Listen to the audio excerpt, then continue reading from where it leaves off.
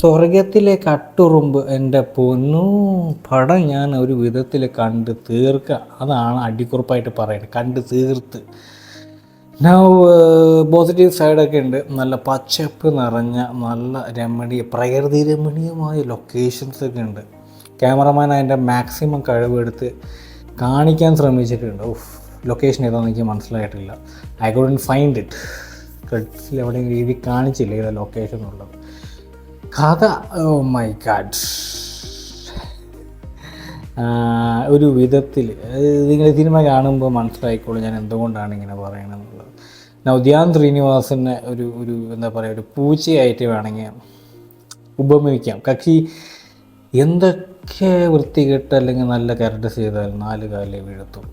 ഇതിനു മുൻപ് ഇതുപോലത്തെ ഒരു സിനിമ ഉണ്ട്, ജയിലർ എന്ന് പറയുന്ന ഒരു സിനിമയിൽ കക്ഷി അഭിനയിച്ചിട്ടുണ്ട്. നമ്മുടെ രജനികാന്തിൻ്റെ ജയിലറല്ല, പക്ഷെ ആ ഒരു ജയിലർ ഇറങ്ങുന്ന സമയത്ത് തന്നെയാണ് ധ്യാൻ ശ്രീനിവാസൻ്റെ ജയിലർ എന്ന് പറയുന്ന ഒരു പടം ഇറങ്ങിയത്. ഒരു വിധത്തിൽ കണ്ടു തീർക്കാൻ പറ്റുന്ന ഒരു സിനിമ. ഇടയ്ക്ക് വെച്ച് എനിക്ക് പോകാമെന്ന് പോലൊക്കെ തോന്നി.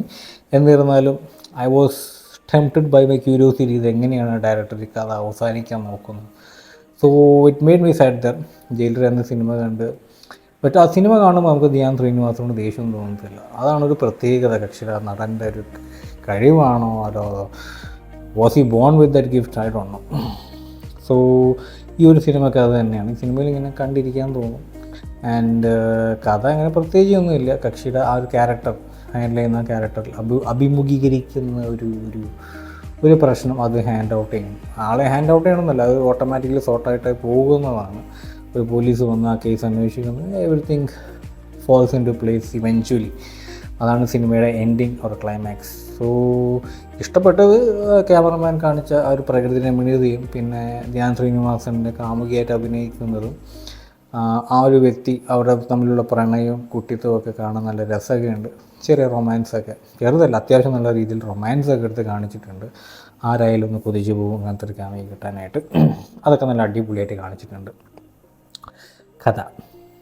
കഥ ആണ്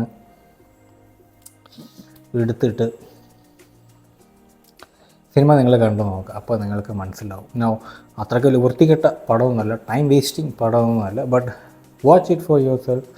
ആൻഡ് ചില ഭാഗങ്ങളൊക്കെ നമുക്ക് എൻജോയ് ചെയ്ത് കാണാൻ തോന്നിയിട്ടുണ്ട്, ചില ഭാഗങ്ങളൊക്കെ നമുക്ക് എൻജോയ് ചെയ്ത് കാണാൻ തോന്നിയിട്ടില്ല. സോ ഇതിൽ ആ വില്ലൻ ഷെയ്ഡായിട്ട് അഭിനയിക്കുന്ന 2 പേരുണ്ട്, ഒരു ഏട്ടനും അനിയനും, ആരാന്ന് പറയുന്നില്ല. സിനിമ കാണുമ്പോൾ നിങ്ങൾക്ക് വ്യക്തമായിക്കോളും, ഇതിനെ വെറുതെ സ്പോയിലേഴ്സ് ആക്കുന്നത് ഇപ്പോൾ തന്നെ. സോ സ്വർഗത്തിലെ കട്ടുറുമ്പ് പലരും പറഞ്ഞിരിക്കുന്ന റേറ്റിംഗ് വളരെ കുറവാണ്, 2.5 അല്ലെങ്കിൽ 3 out of 5 അത്രയ്ക്ക് തന്നെ കൊടുക്കാൻ കഴിയത്തുള്ളൂ. അതിൻ്റെ അപ്പുറത്തേക്കൊന്നും കൊടുക്കാൻ ഞാൻ താല്പര്യപ്പെടുന്നില്ല. But still I recommend you guys to watch this movie. ഒരാളുടെ ക്രിയേഷൻ തന്നെയാണിത്. സോ അങ്ങനെ അപ്പാടെ എടുത്തിട്ട് ചവിട്ടോട്ടലിടേണ്ട ആവശ്യമൊന്നുമില്ല. My review won't be the same as yours.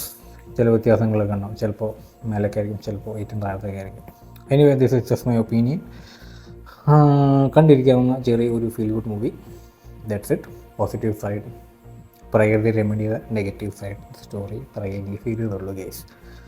So guys future next റിവ്യൂമായിട്ട് വരാം. അപ്പോൾ സ്വർഗത്തിലെ കട്ടുറുമ്പ് കാണാൻ മറക്കണ്ട. ഇഫ് യു ആർ റൊമാൻറ്റിക്കായി നിങ്ങൾക്ക് ചില സീൻസ് നിങ്ങൾക്ക് ഇഷ്ടപ്പെടും. അതർവൈസ് ഒരു പോപ്കോൺ കണ്ട് തീർക്കാവുന്ന ഒരു movie. So guys that's it.